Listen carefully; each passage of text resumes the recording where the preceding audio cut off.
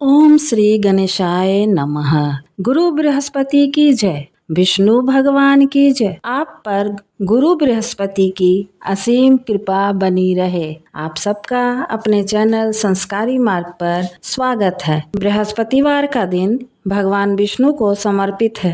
कहते हैं कि जो व्यक्ति हर गुरुवार को भगवान विष्णु की पूजा करता है और गुरुवार की कथा सुनता है, गुरु बृहस्पति की और भगवान विष्णु की कृपा उस पर बनी रहती है तथा उनकी सभी परेशानियां दूर हो जाती हैं। तो आइए सुनते हैं बृहस्पतिवार यानी गुरुवार की कथा।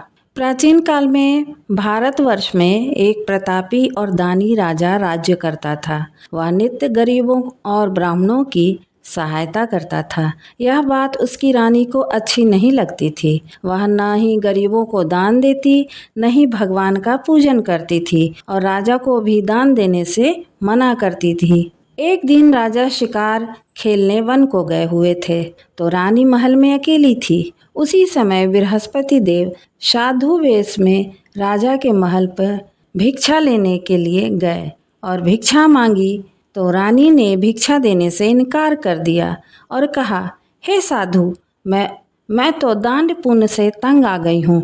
मेरा पति सारा दिन धन लुटाते रहते हैं। मेरी इच्छा है कि हमारा धन नष्ट हो जाए, फिर न रहेगा बांस न बजेगी बांसुरी।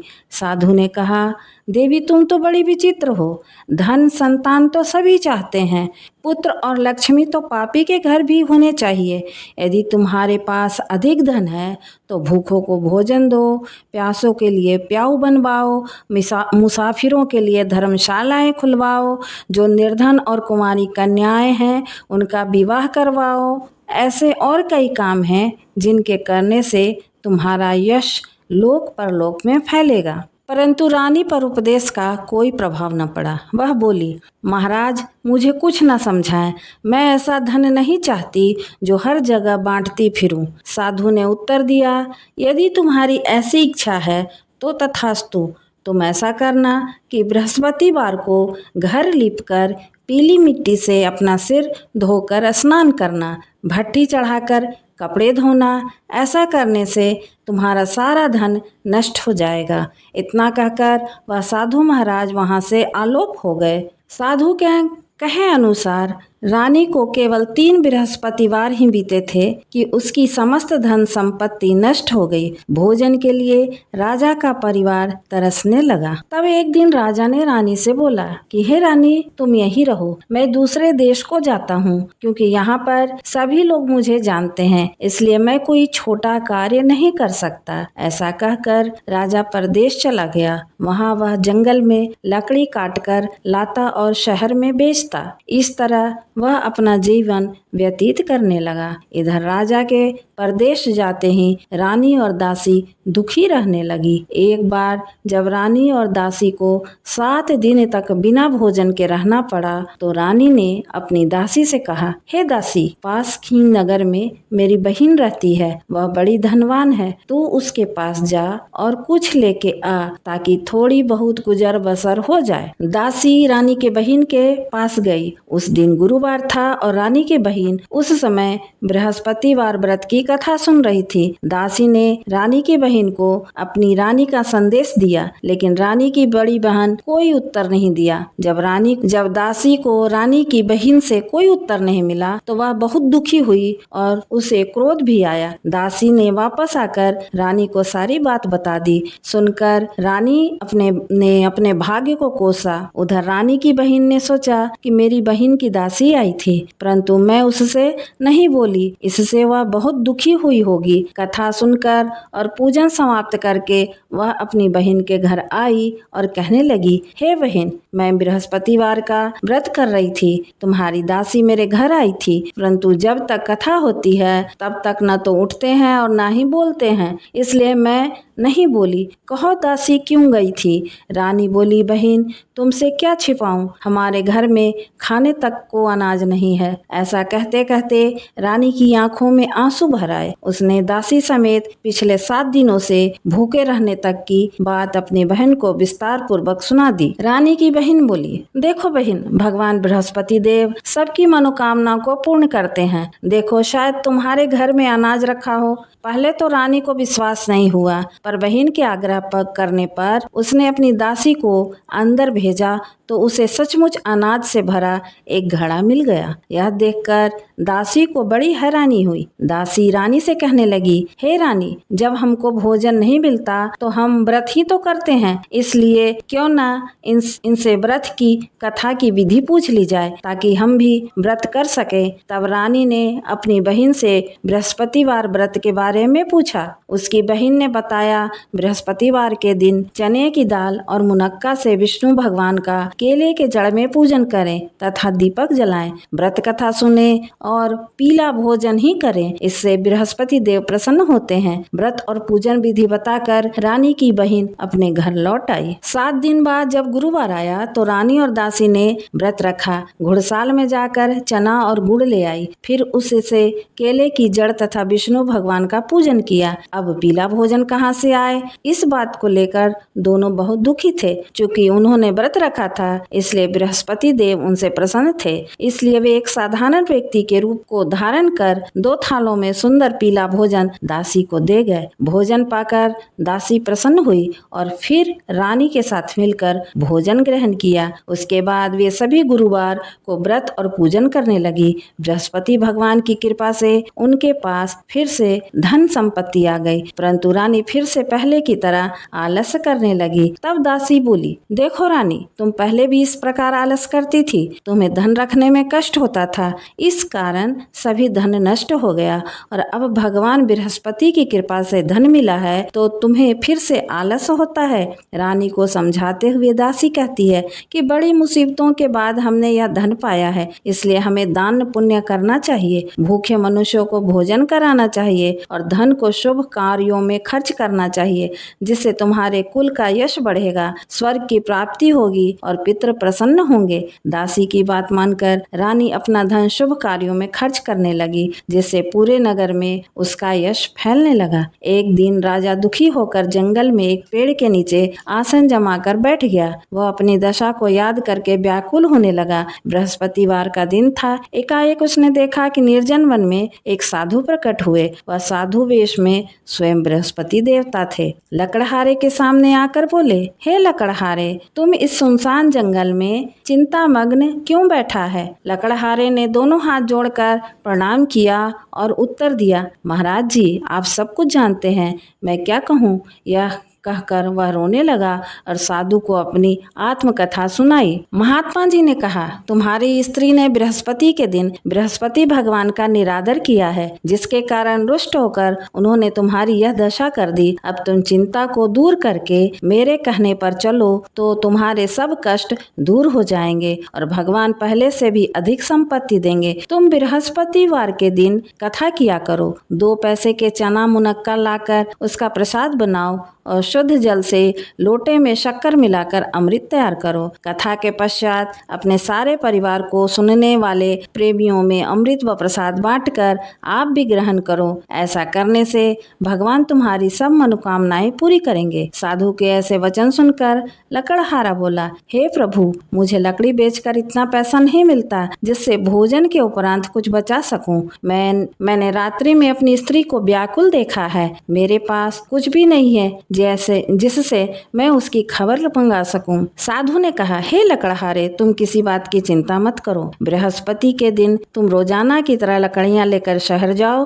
तुमको रोज से दुगना धन प्राप्त होगा, जिससे तुम अब भली भांति भोजन कर लोगे तथा बृहस्पति देव की पूजा का सामान भी आ जाएगा। इतना कहकर साधु अंतर ध्यान हो गए। धीरे धीरे समय व्यतीत होने लगा। फिर वही बृहस्पतिवार का दिन आया। लकड़हारा जंगल से लकड़ी काटकर किसी शहर में बेचने को गया। उसे उस दिन और दिन से अधिक पैसा मिला। राजा ने चना गुड़ आदि लाकर गुरुवार का व्रत किया। उस दिन से उसके सभी कलेश दूर हुए। परंतु जब दोबारा गुरुवार के दिन आया तो बृहस्पतिवार का व्रत करना भूल गया। इस कारण बृहस्पति भगवान नाराज हो गए। उस दिन उस नगर के राजा ने विशाल यज्ञ का आयोजन किया तथा शहर में यह घोषणा करा दी कि कोई भी मनुष्य अपने घर में भोजन न बनावे, न आग जलावे, समस्त जनता मेरे यहाँ भोजन करने आवे। इस आज्ञा को जो न मानेगा उसे फांसी की सजा दी जाएगी। इस तरह की घोषणा संपूर्ण नगर में करवा दी गई। राजा की आज्ञा अनुसार शहर के सभी लोग भोजन करने गए, लेकिन लकड़हारा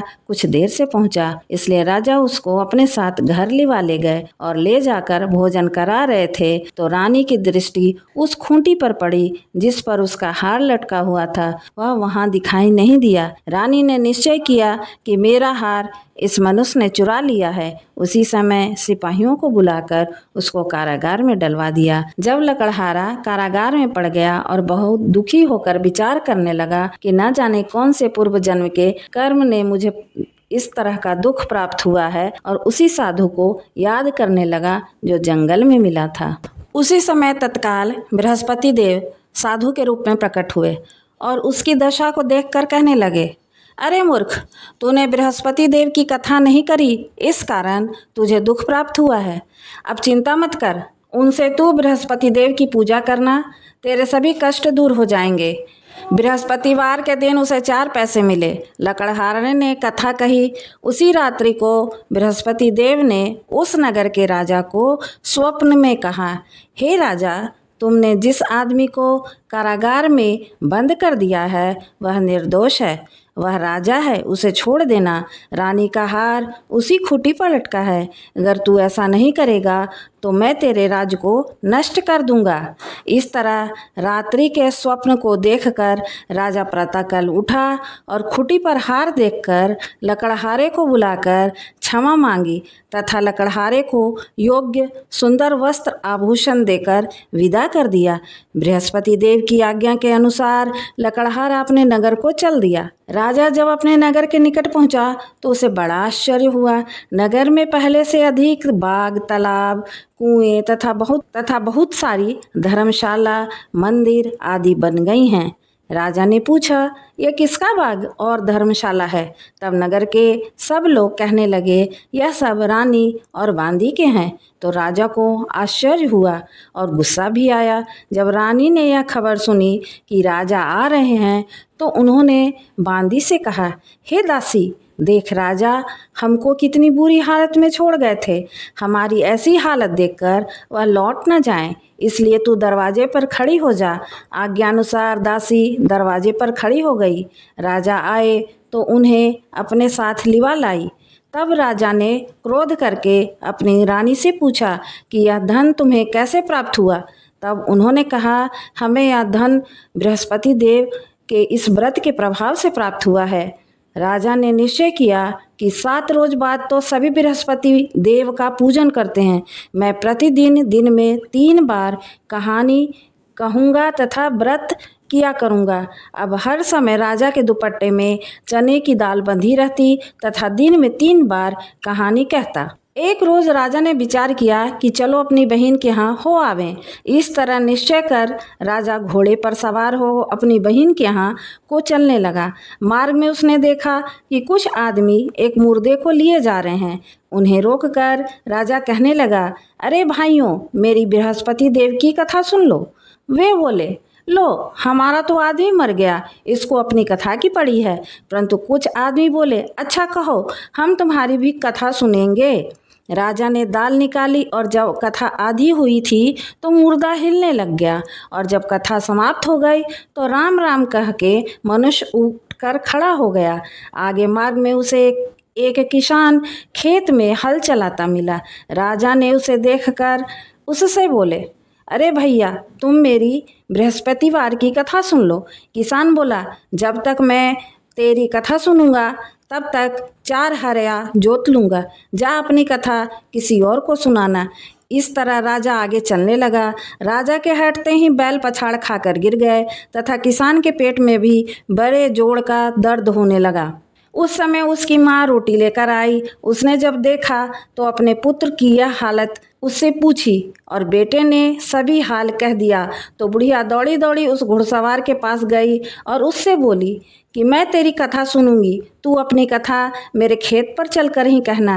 राजा ने बुढ़िया के खेत में चलकर कथा कही, जिसके सुनते ही बैल उठ खड़े हुए तथा किसान के पेट का दर्द भी बंद हो गया।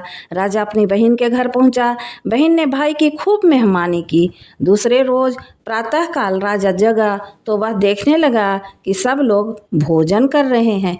राजा ने अपनी बहन से कहा, ऐसा कोई मनुष्य है जिसने भोजन नहीं किया हो? मेरी बृहस्पतिवार की कथा सुन ले। बहन बोली, हे भैया, यह देश ऐसा ही है। पहले यहाँ लोग भोजन करते हैं, बाद में अन्य काम करते हैं। अगर कोई पड़ोस में हो तो देख आऊं। ऐसा कहकर वह देखने चली गई, परंतु उसे ऐसा कोई व्यक्ति नहीं मिला जिसने भोजन न किया हो। अंततः वह एक कुम्हार के घर गई, जिसका लड़का बीमार था। उसे मालूम हुआ कि उसके यहाँ 3 रोज से किसी ने भोजन नहीं किया है। रानी ने अपने भाई की कथा सुनने के लिए कुम्हार से कहा। वह तैयार हो गया। राजा ने जाकर बृहस्पतिवार की कथा कही, जिसको सुनकर उसका लड़का ठीक हो गया। अब तो राजा की प्रशंसा होने लगी। एक रोज राजा ने अपनी बहन से कहा कि बहन, हम अपने घर को जाएंगे, तुम भी तैयार हो जाओ। राजा की बहन ने अपनी सास से कहा। सास ने कहा, हाँ चली जा, परंतु अपने लड़के को मत ले जाना, क्योंकि तेरे भाई को कोई औलाद नहीं है। बहन ने अपने भैया से कहा, हे भैया, मैं तो चलूँगी, पर कोई बालक नहीं जाएगा। राजा बोला, जब कोई बालक नहीं जाएगा तब तुम ही जाकर क्या करोगी? बड़े दुखी मन से राजा अपने नगर को लौट आया। राजा ने अपनी रानी से कहा, हम निर्वंशी हैं, हमारा मुंह देखने का धर्म नहीं है और कुछ भोजन आदि नहीं किया। रानी बोली, हे प्रभु, बृहस्पति देव ने हमें सब कुछ दिया है, वह हमें औलाद अवश्य देंगे। उसी रात को बृहस्पति देव ने राजा से स्वप्न में कहा, हे राजा, उठ, सभी सोच त्याग। राजा को यह बात सुनकर बड़ी खुशी हुई। 9वें महीने में उस रानी के गर्भ से एक सुंदर पुत्र पैदा हुआ। तब राजा बोला, हे रानी, स्त्री बिना भोजन के रह सकती है, पर बिना कहे नहीं रह सकती। जब मेरी बहन आवे तुम उससे कुछ मत कहना। रानी ने सुनकर हाँ कर दिया। जब राजा की बहन ने यह समाचार सुना तो वह बहुत खुश हुई और बधाई लेकर अपने भाई के यहाँ आई। तभी रानी ने कहा, घोड़ा चढ़कर तो नहीं आई, गधा चढ़ी आई। रानी की बहन बोली, हे भाभी, मैं इस प्रकार न कहती तो तुम्हें औलाद कैसे मिलती? बृहस्पति देव ऐसे ही हैं, जैसे जिसके मन की कामनाएं हैं सभी को पूर्ण करते हैं। जो सद्भावना पूर्वक बृहस्पतिवार का व्रत करता है एवं कथा पढ़ता अथवा सुनता है, दूसरों को सुनाता है, बृहस्पति देव उसकी सभी मनोकामना पूर्ण करते हैं। तो प्रेम से बोलिए, बृहस्पति देव की जय। जय बृहस्पति। श्री बृहस्पति देव की आरती। जय बृहस्पति देवा, ओम जय बृहस्पति देवा। छिन छिन भोग लगाऊं, कदली फल मेवा। ओम जय बृहस्पति देवा। तुम पूरन परमात्मा, तुम अंतर्यामी, जगत पिता जगदीश्वर, तुम सबके स्वामी। ओम जय बृहस्पति देवा। चरणामृत निज निर्मल, सब पातक हरता, सकल मनोरथ दायक, कृपा करो भरता। ओम जय बृहस्पति देवा। तन मन धन अर्पण कर जो जन शरण पड़े, प्रभु प्रकट तब होकर आकर द्वार खड़े। ओम जय बृहस्पति देवा। दीन दयाल दयानिधि, भक्तन हितकारी, पाप दोष सब हरता, भव बंधन हारी। ओम जय बृहस्पति देवा। सकल मनोरथ दायक, सब संशय हारो, विषय विकार मिटाओ, संतन सुखकारी। ओम जय बृहस्पति देवा। जो कोई आरती तेरी प्रेम सहित गावे, जेठानंद आनंद कर सो निश्चय पावे। ओम जय बृहस्पति देवा। ओम जय बृहस्पति देवा। प्रेम से बोलिए बृहस्पति देव भगवान की जय, विष्णु भगवान की जय। यदि वीडियो पसंद आया हो तो कृपया हमारे चैनल को लाइक, शेयर और सब्सक्राइब करें ताकि आगे आने वाले वीडियो की जानकारी आपको समय से पूर्व मिल जाए। धन्यवाद।